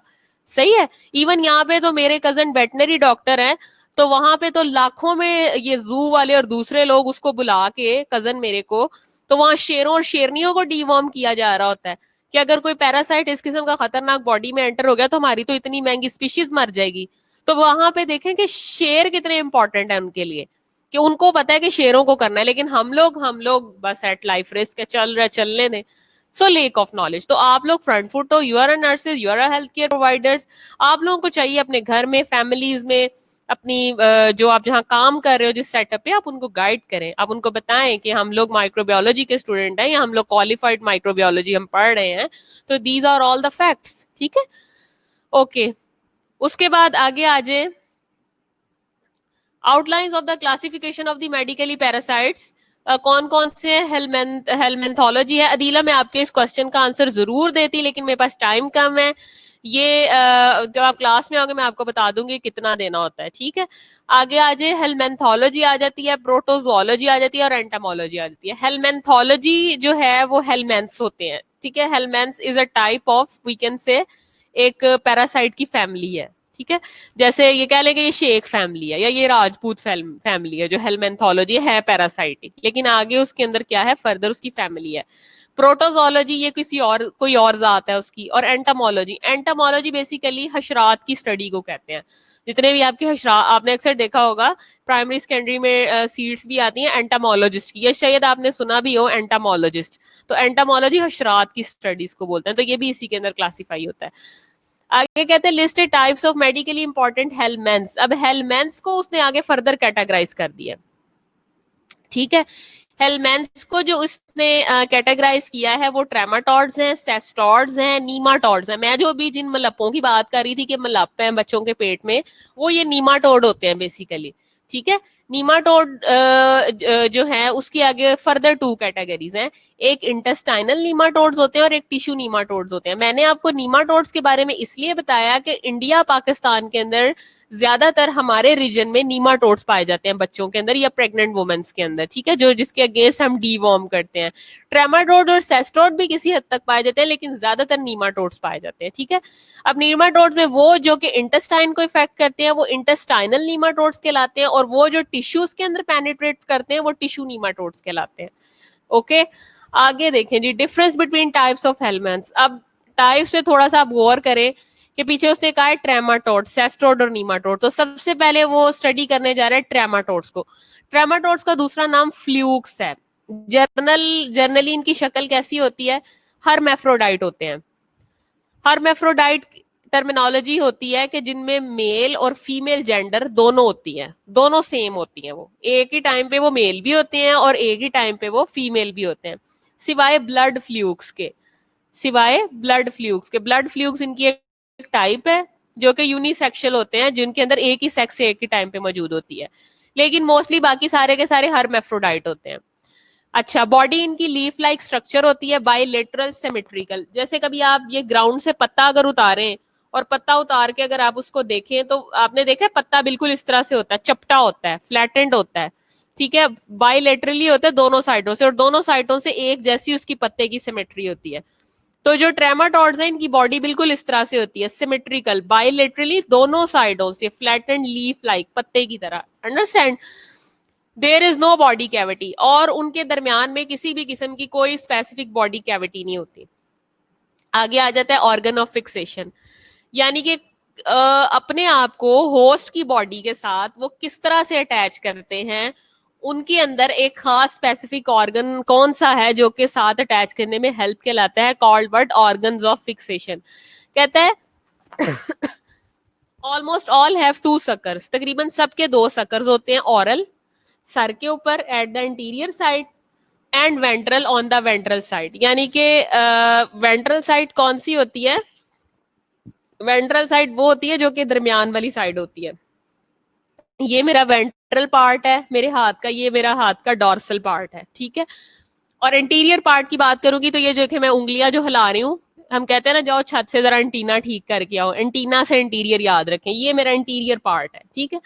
तो अब ये क्या करते हैं कि ये इंटीरियर पार्ट से अपने आप को, यानी मुंह वाले पार्ट से, मेरा मेरा जो मुंह है वो मेरे इंटीरियर साइड पे है ना, मेरी बॉडी के इंटीरियर ऊपर वाली साइड पे है, तो ये और अपने आप को होस्ट के साथ इंटीरियर पार्ट के थ्रू फिक्स करते हैं, ठीक है। दो शक्कर होते हैं, शक्कर क्या होता है, सक कर लेते हैं, वहां से खींच लेते हैं, और वहां से क्या करते रहते हैं, वहां से खून जो है वो चूसते रहते हैं, ठीक है, वो वहां से खून चूसते रहते हैं।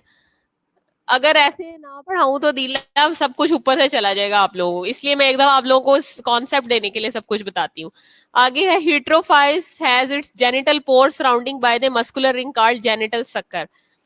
और जेनिटल सक्कर, अब ये तो मैंने बात की इनके मुंह वाली साइड पे, फिर इनके जेनिटल पार्ट यानी जहां से ये एक्सक्रीट आउट करते हैं या जहां से खुद को जहां से खुद की रिप्रोडक्शन का प्रोसेस करते हैं, इनके उस साइड पे भी क्या होता है, जेनिटल पोर भी होते हैं, वहां पे भी इनके शक्कर होते हैं। बेसिकली शक्कर का क्या काम होता है, शक्कर का यही काम होता है कि ये खुद को होस्ट की बॉडी के साथ उन जगहों से चिपका के खून चूसते रहते हैं, चूसते रहते हैं, चूसते रहते हैं। अब आपकी जुएं जो है, लाइसिस जो है, this is also example of parasites. वो क्या करती हैं, वो आपका खून नहीं चूसती हैं आपके सर में रह के, तो जुएं, lice is also a part of parasite, लेकिन वो क्या है, वो आपकी एक्टोपैरासाइट्स हैं। एक्टोपैरासाइट्स क्या है, एक्टोपैरासाइट्स ऐसे एक्ट से याद रखें, ई फॉर एग्जिट होता है ना, तो एक्टोपैरासाइट जो कि आपकी आउटसाइड द बॉडी है, और ये जो मैं पढ़ा रही हूँ ये आपके एंडोपैरासाइट्स हैं, ये अंदर छुपे हुए होते हैं आपकी इंटेस्टाइन के टिश्यूज के अंदर, लेकिन जुएं बेचारी नजर आ जाती हैं, वो एक्टोपैरासाइट है। जौ का आपने देखी है, जोहड़ों में जो होती है जो खून चूसती है येलो कलर की, वो भी एक्टोपैरासाइट है, ठीक है, हाँ, external side of the body. Okay, आगे चलते हैं, आगे ये देखें जरा, हेलमेंस देखें, human wife worm helminths, male female, यानी ये हर्मेफ्रोडाइट नहीं है। हर्मेफ्रोडाइट वो होते हैं कि जिसमें एक ही जानदार के ऊपर नर भी हो और मादा भी हो, ठीक है, यानी मेल भी और फीमेल दोनों इकट्ठे हो, ठीक है। सो कहता है कि ये आपके ह्यूमन विप वॉर्म है, ये स्कैरिस है, ये पिन वॉर्म है, ये आपका जो है वो है फ्लैटन्स हेलमेंस है, ये आपका सेस्टोड्स है। अब क्या होता है कि ये देखें, ये इसके आप देख रहे हैं इंटीरियर पार्ट के ऊपर सक्कर है, यहां से इसने खुद को होस्ट की बॉडी से अटैच करना है, और गर्दन वाली साइड से ये रिप्रोड्यूस करता है, और जो पीछे है आपने देखा है, पीछे ये सारा का सारा साइज बड़ा होता चला जाता है, बड़ा होता चला जाता है। ये जैसे बच्चे ब्लॉक से ब्लॉक जोड़ते हैं ना, एट दी एंड क्या है, फीसिस के थ्रू बच्चे की रेक्टम से ये ब्लॉक्स निकलते जाते हैं और इधर से न्यू चले जाते हैं, अनलेस अंटिल ये यहाँ से खून चूसता रहे, ठीक है। ये पिन वॉर्म कभी आपने देखा है, मैं बड़े मयूब मयूब लफ्ज बोल रही हूँ, इसीलिए बोल रही हूँ कि आपको समझ आ जाए। अक्सर बच्चों को रात को ना फीमेल जो पैरासाइट है वो अंडे देती है नीचे रेक्टम पे आके, जिसे चमूने कहते हैं, बच्चों को चमूने लड़ रहे होते हैं, बेसिकली वो भी पैरासाइट्स हैं और वो पिन वॉर्म है। सॉरी टू से again if this is not ethical, but समझाने के लिए मैं बता रही हूँ, पिन वॉर्म सही है। वो क्या करते हैं, इसको पिन इसीलिए कहा जाता है कि आगे ये हुक्स होती हैं, ठीक है, ये हुक्स जो होती हैं ये रेक्टम के अंदर जाके वहां पे पेनिट्रेट करती हैं, वहां से ब्लीड करवाती हैं, समटाइम पखाने के साथ, स्टूल के साथ बच्चों के खून भी आना शुरू हो जाता है। सही है। तो ये पिनवॉर्म जिसे हम उर्फे आम में चमूने कहते हैं, और वो मतलब जो कि नीमाटोड्स है। ओके, आगे चलते हैं। ट्रेमाटोड, ट्रेमाटोड भी किसकी टाइप है? आपको मैंने बताया, ये भी एक फैमिली है आपकी हेलमेंथ्स की। ये भी ज्यादातर आपके इंटेस्टाइन में रहते हैं, आपके लिवर में रहते हैं, आपके ब्लड में रहते हैं, और आपके पल्मोनरी फ्लूक्स हैं, यानी कि आपकी फेफड़ों में भी पाए जाते हैं।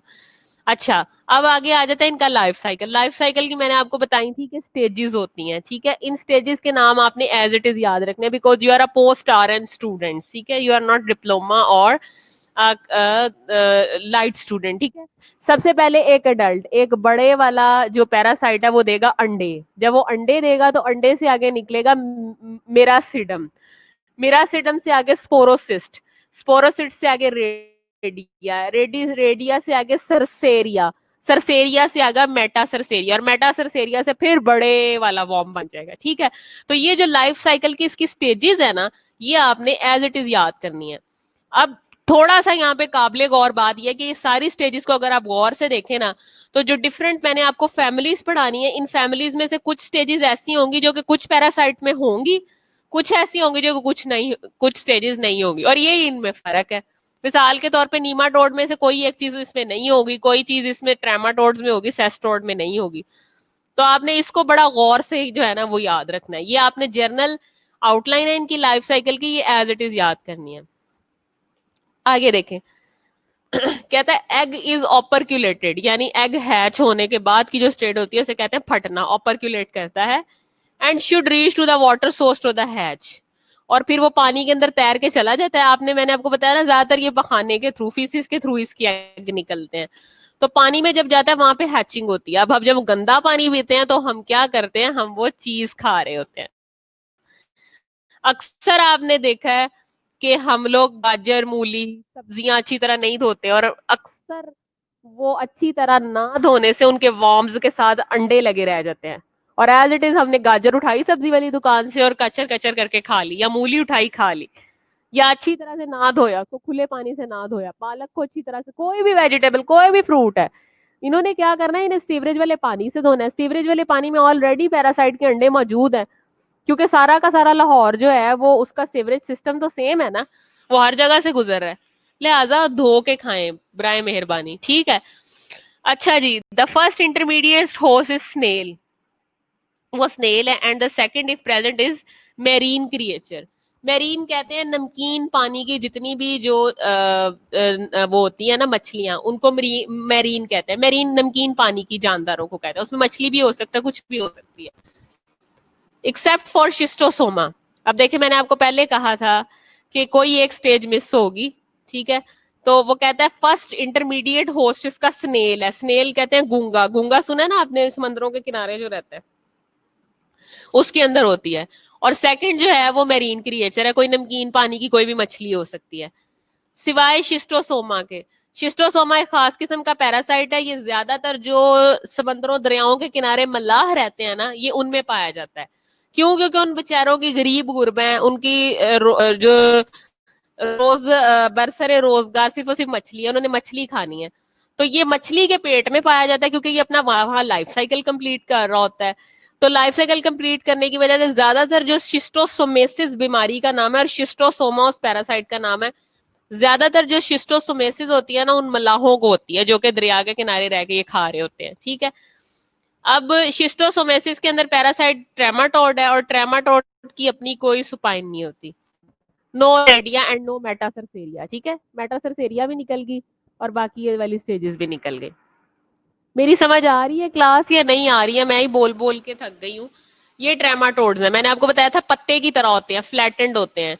ये इसका एंटीरियर पॉइंट है, ये इसका डॉर्जल पॉइंट है, ठीक है, और ये इसका लेटरल पॉइंट है, ठीक है। ये इसके दरमियान में बॉडी कैविटी है, यहां से इसने होस्ट के साथ अटैच होना है, और यहां से इसने ब्लड को सक करना है, ओके। उसके बाद आगे आ जाए trematodes, important stages in the life cycle. इसमें कौन कौन सी है important stage in the life cycle? Diagnostic stage. अच्छा, जब हम आपने देखा जब किसी बच्चे को या किसी पेशेंट को पैरासिटिक इन्फेक्शन होता है, तो क्या आपके ख्याल से कौन सा सैंपल लेते होंगे वो लोग? आप मुझे बताएं कि उसके लिए लेबोरेटरी वाले कौन सा सैंपल लेते होंगे। मैं उस बच्चे को शाबाश दूंगी, जो बच्चा मुझे ये बात बताएगा ना, अभी मैं उसको रियली शाबाश दूंगी। जिसने पहले बता दिया मुझे मैसेज मिल जाएगा कि अगर कोई पैरासिटिक इन्फेक्शन किसी बच्चे या बड़े को है तो मैंने एज अ डॉक्टर उसका टेस्ट लिख के देना है, तो उसका जो टेस्ट होगा वो किस सैंपल से लिया जाएगा, वो मुझे बताएं, फिर मैं आपको शाबाश दूं।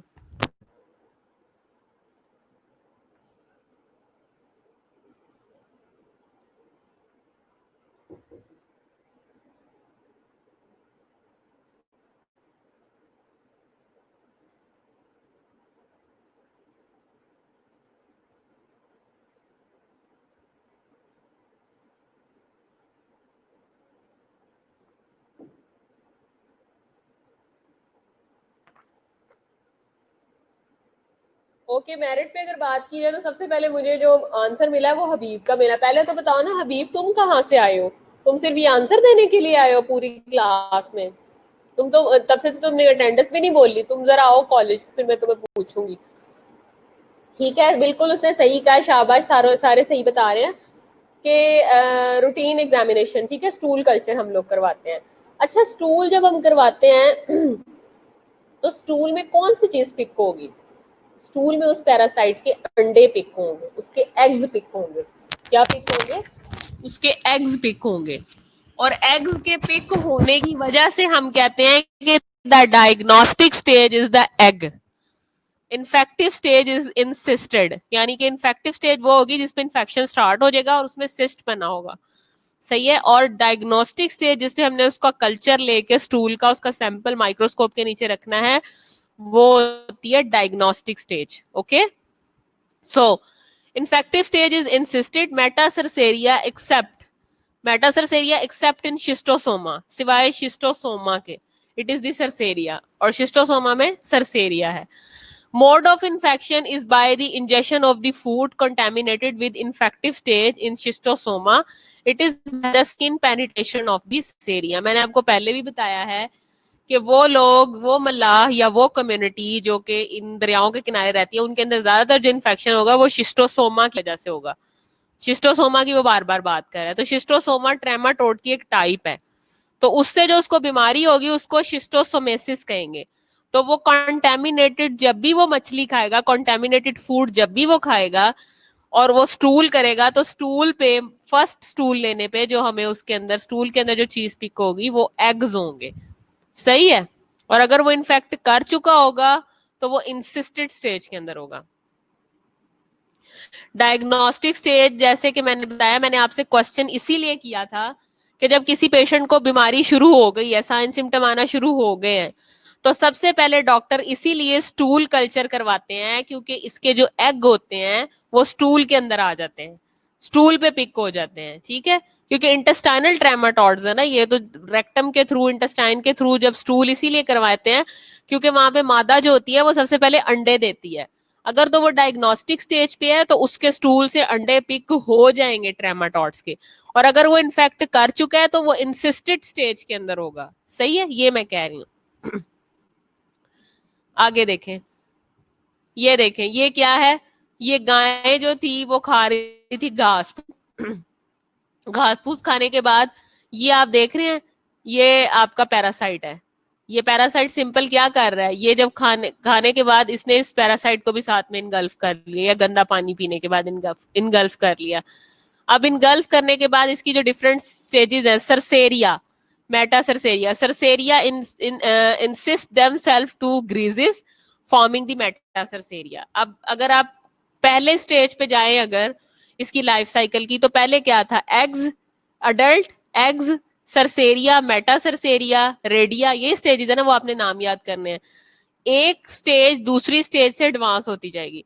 यानी कि ये जो आपका हेलमेंथ है, ये क्या करता है कि अपना आधा लाइफ साइकिल ये काऊ में करता है और बाकी का लाइफ साइकिल स्नेल की बॉडी में करता है। स्नेल यानी गूंगा जो होता है, जो दरिया के किनारे रह रहा होता है। ठीक है, और इसकी फिर ये सारी की सारी स्टेजेस आएंगी, सरसेरिया, मेटा सरसेरिया, रेडिया, ये सारी। ये आपने लाइफ साइकिल नहीं याद करना, ये सिर्फ आपको दिखाने के लिए था कि इस तरह से ये एग रिलीज करता है। ये या तो गंदा पानी पीती हैं या फिर क्या कह लो कि ग्रास जब खा रही होती है तो वहां से पिक होता है, वहां से इसके अंदर स्टेजेस के अंदर एडवांसमेंट आती है, सरसेरिया से मेटा सरसेरिया होता है, स्पोरोसिस्ट बनता है, रेडिया बनता है, सरसेरिया, ये सरसेरिया उसने फर्दर निकाल के दिखाया हुआ है, स्नेल में जाता है और आगे फिर इस तरह से साइकिल चलता जाता है। आगे आ जाता है सेस्टोड्स। सेस्टोड्स की देखें, अभी हमने क्या पढ़ा, पीछे पीछे हमने ट्रेमाटोड्स पढ़ा, वो क्या थे, वो आपकी दूसरी क्लास थी। ये है सेस्टोड्स, ये है टेपवर्म, इसका दूसरा नाम टेपवर्म है। इनकी जो जर्नल शक्ल होती है वो रिबन लाइक फ्लैटन शक्ल होती है, दोनों तरफ से बायलेटरली सिमेट्रिकल होते हैं। There is neither body cavity nor digestive tract, ना तो इनकी कोई बॉडी कैविटी होती है ना कोई डाइजेस्टिव ट्रैक्ट होता है। इनकी भी बॉडी के 3 पार्ट होते हैं, हेड होता है, हेड को क्या बोलते हैं, स्कॉलेक्स यानी इंटीरियर पार्ट, जो कि क्या करेगा, जो कि अटैचमेंट के काम आएगा होस्ट की बॉडी के साथ। दूसरा नेक होती है, नेक जो होती है वो डिवाइडिंग सेल से मिलकर बनी होती है, स्टेम सेल से, and it is responsible for giving rise to new segments. ठीक है, body is composed of several segments, immature, mature and gravid segments. अच्छा, थोड़ा सा मैं पीछे जाती हूँ, मैं आपको सेस्ट्रोड्स की पहले शक्ल दिखाती हूँ, आपका थोड़ा कॉन्सेप्ट क्लियर करने के लिए। आपने कभी बच्चों को ब्लॉक्स पे ब्लॉक्स बनाते देखा है, एक ब्लॉक से दूसरा ब्लॉक, तीसरा, चौथा, आपस में ब्लॉक जोड़ते जाते हैं, ये आपका सेस्ट्रोड्स है। ये देख रहे हैं, ब्लॉक लाइक बॉडी है, 1 2 3 4 5, या सेगमेंटेड बॉडी है, एक सेगमेंट, दूसरा सेगमेंट, तीसरा सेगमेंट, चौथा सेगमेंट। अच्छा, वो कहता है कि सेस्ट्रोड्स यानी कि ये जो टेपवर्म है, ये क्या करते हैं, जो इनके एक होते हैं इनका मेच्योर सेगमेंट, एक होता है इमेच्योर सेगमेंट, और एक होता है ग्रेविड सेगमेंट। ठीक है, ग्रेविड वो होते हैं जो भरे हुए होते हैं, जिनके अंदर क्या होता है कि जो अभी नए बन रहे होते हैं। दूसरा होता है इमेच्योर, जो कि अभी डिवीजन की स्टेज पे होते हैं, और एक होते हैं मेच्योर, जो कि मेच्योर हो चुके होते हैं। अब आप ये देखें कि जो इसकी नेक है, नेक की साइड से इसके जो सेगमेंट है वो बड़े होते चले जाएंगे। ठीक है, ये इमेच्योर है, ये देख रहे हैं आप, ये दरमियान में मेच्योर हो गए और फिर ये बॉडी से एक्सक्रीट आउट होते चले जाएंगे। ठीक है, यानी कि पीछे से टेपवर्म गर्दन वाली साइड से यहाँ से खून चूसेगा होस्ट की बॉडी से, खून चूसते चूसते यहाँ पे क्या होगा, उसका साइज बड़ा होता जाएगा, उसको खिलाता जाएगा, अपनी बॉडी को पिलाता जाएगा, दरमियान में आके वो मोटे मोटे हो जाएंगे, और देन क्या होगा, जब आपका होस्ट जाएगा स्टूल करेगा तो बॉडी से एक्सक्रीट आउट होता जाएगा। ये इसका जो है ना पैटर्न होता है आपके टेप वर्म्स का। ये देखिए, हम नेक किसकी मिलकर बनी होती है, डिवाइडिंग सेल से, जो कि स्टेम सेल्स कहलाती है, जो कि रिस्पॉन्सिबल होती है न्यू सेगमेंट्स बनाने के लिए। क्यों? क्योंकि नेक के ऊपर इसका शक्कर होता है, उस शक्कर की मदद से ही तो ये खून चूसता है।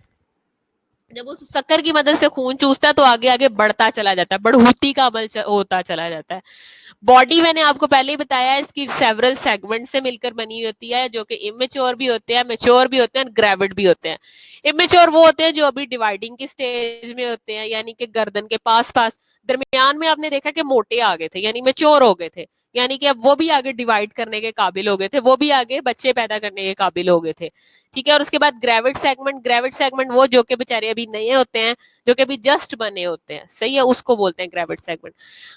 अच्छा, आगे देखें, आगे आ जाता है आपके पास ऑर्गन्स ऑफ फिक्सेशन। 2 टाइप्स हैं ऑर्गन ऑफ फिक्सेशन की। ठीक है, 4 सक्कर होते हैं इसके, 4 सक्कर या hooks, with or without hooks that are arranged in one or more circles on the apex of the scolex called rostrum. ठीक है, स्कॉलेक्स क्या था, इसका हेड, स्कॉलेक्स इसके हेड का नाम है। ठीक है, और जिन हुकों के साथ ये आगे अटैच होते हैं उसको रोस्टलम बोलते हैं। उसको क्या बोलते हैं, उसको रोस्टलम बोलते हैं। ठीक है, ठीक है, तो यही कह रहा है कि सक्कर्स यानी कि 4 सक्कर्स हैं, विद और विदाउट हुक, या तो हुक होती है उन सक्कर के साथ या नहीं होती। हुक देखिए ना कभी आपने शर्ट्स पे लगाने वाली, एक से एक दूसरी ऐसे जुड़ जाती है, तो ऐसे ये भी क्या करते हैं, होस्ट की बॉडी के साथ ऐसे हुक से जुड़ते हैं अपनी जो इनके पास होती है। ठीक है, जिसमें एक या एक से ज्यादा सर्कल में एपिक्स ऑफ स्कॉलेक्स यानी हेड के ऊपर, स्कॉलेक्स के ऊपर इनका जो हुक होगी वो रोस्टलम कहलाती है। ओके, आ गया बॉदरिया। बॉदरिया के अंदर 2 होते हैं, that take the form of groove, जो कि ग्रूव बनाते हैं, ग्रूव सेगमेंट को ही कहते हैं। ठीक है, बॉदरिया जो है वो टेपवर्म की एक टाइप है, तो उसने इसको इससे डिफरेंशिएट कर दिया कि जो बॉदरिया उसके अंदर सिर्फ 2 हैं। आगे हैबिटेट, रहते कहाँ पे हैं, इनका रिहाइश कहाँ है आजकल, रिहाइश इनकी होती है इंटेस्टाइनल पैरासाइट्स है, जाहिर है पखाने के रास्ते, स्टूल के रास्ते निकलेंगे तो कहाँ रहेंगे, इंटेस्टाइन में ही रहेंगे ना। तो हैबिटेट जो है वो इनका सारा का सारा इंटेस्टाइनल पैरासाइट्स है। ठीक है, आगे जनरल आउटलाइन में देखें, एडल्ट से एग, एग से सिस्टेरिकस यानी लार्वल स्टेज। आप सिर्फ इतना याद कर लें, एडल्ट यानी कि एक मेच्योर जो है वो अंडे देंगे, अंडा देगी तो वो लार्वल स्टेज पे जाएगी और लार्वल स्टेज दोबारा एडल्ट बना देगी। ठीक है, except for D latum gives oral operculated egg. D latum उसकी टाइम है इसकी टेपवर्म की, तो वो कहता है सिवाय इसके डी लेटम जो है वो सिर्फ ऑपरक्यूलेटेड एग देती है, यानी कि डायरेक्ट वो अंडा ही देती है। ठीक है, और उसके बाद एडल्ट में कन्वर्ट हो जाती है। All cestodes require one intermediate host. ये हमें भी पता है कि सारे पैरासाइट्स को एक इंटरमीडिएट होस्ट चाहिए होता है। इंटरमीडिएट होस्ट यानी दरमियान वाला एक होस्ट, जहां पे वो अपना सारा का सारा लाइफ साइकिल कंप्लीट करता है। तो कहता है सेस्टोड में जो इंटरमीडिएट होस्ट होते हैं वो वर्टिब्रेट होते हैं। वर्टिब्रेट कौन से होते हैं? जिनके अंदर रीढ़ की हड्डी होती है। और इनवर्टिब्रेट कौन से होते हैं? जिनके अंदर रीढ़ की हड्डी नहीं होती। अब वर्टिब्रेट में वो इंसान भी हो सकता है, कोई भी काऊ भी हो सकता है, कोई भी एनिमल हो सकता है। तो सेस्टोड को बता रहा है कि उसको अपना लाइफ साइकिल कंप्लीट करने के लिए, उसको मेच्योर एडल्ट बनने के लिए इंटरमीडिएट होस्ट जो उसको चाहिए होता है वो ज्यादातर वर्टिब्रेट चाहिए होता है। ठीक है, ये वो बता रहा है। डी लेटम उसकी टाइप है और एच नाना भी उसकी टाइप है। तो डी लेटम के अंदर उसने बताया उसको 2 इंटरमीडिएट होस्ट की जरूरत है और एच नाना के अंदर उसको किसी इंटरमीडिएट होस्ट की जरूरत नहीं है। इतना सा फर्क है बस। ठीक है, important stages of life cycle, the diagnostic stage as usual egg है। इन्फेक्टिव स्टेज उसकी लार्वल स्टेज है, मैंने आपको पहले भी बताया है। नो इंटरमीडिएट होस्ट मैंने पहले भी बताया, एच नाना को नहीं चाहिए होती। ठीक है, और अदर सेस्टोर्स को इंटरमीडिएट होस्ट चाहिए होती है। और इंटरमीडिएट होस्ट डी लेटरम में भी चाहिए होती है। ये आपको उसका आगे नाम याद करने की जरूरत नहीं है कि उसे प्लूरोसीरॉइड बोलते हैं। ठीक है, बस आपने ये याद रखना है कि टेपवर्म की जो एग्जांपल है ना एच नाना, उसमें इंटरमीडिएट होस्ट की जरूरत नहीं है, लेकिन जो डी लेटम है उसमें जरूरत है। Mode of infection is by injection of food contaminated with infective stage. जाहिर है जब आप गंदा खाना खाओगे या ऐसी चीज खाओगे जहां पे गंदा पानी उसके साथ मिक्स हुआ होगा तो वो उसके साथ जाएगी। ये देखें, ये इसका हेड निकाल के ना जूम करके ये दिखाया हुआ है उसने। ये सिर्फ हेड की तस्वीर है। ये वो शक्कर है जिसके साथ ऐसे ये सक करता है। ये स्कॉलेक्स है जो मैं अभी आपको पढ़ा रही थी, उसका हेड है। ये उसकी नेक है। अब आप देख रहे हैं कि यहाँ से वो नेक की साइड से डिवीजन होना शुरू होती है, यहाँ से मेच्योर होते जाते हैं। ठीक है, बड़े होते जाते हैं ये सेगमेंट्स, और एट द एंड ये क्या है, ये पखाने के रास्ते बाहर निकलते जाते हैं। आगे नीमाटोड्स में आपको नेक्स्ट लेक्चर में पढ़ाऊंगी। आज के लिए आप इतना रखें। एनी क्वेश्चन आप मेरे से कर सकते हैं।